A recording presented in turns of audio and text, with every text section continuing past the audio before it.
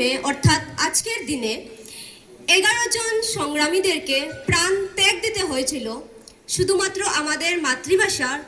বলতে চাইছিলাম 1961 সালের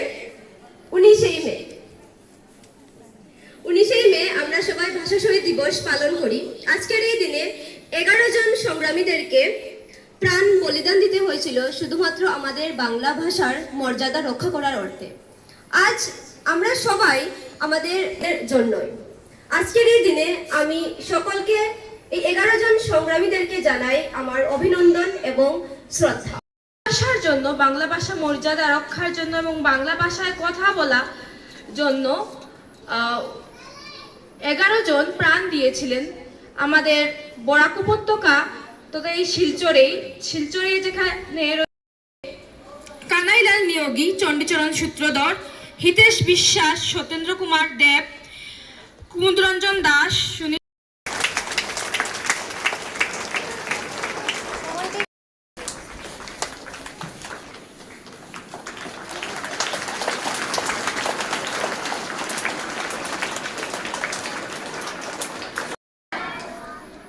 Respected Vice Principal Madam, present here, esteemed colleagues.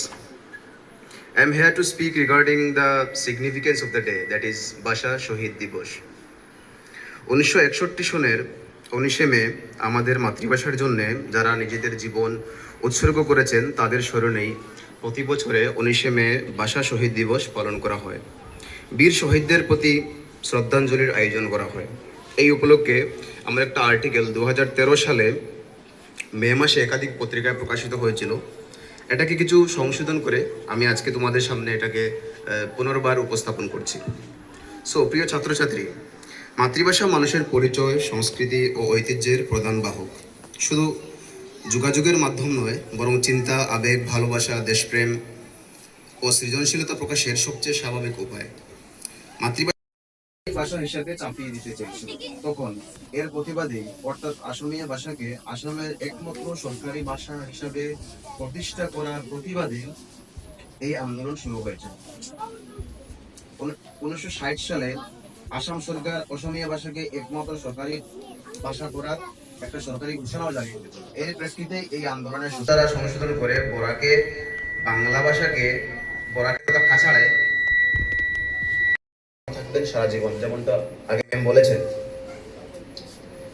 তোমাদেরকেও মনে করিয়ে দিতে চাইছি এই মুদের আশা, মুদের গরব, মুদের আশা, আমাদের বাংলা ভাষা।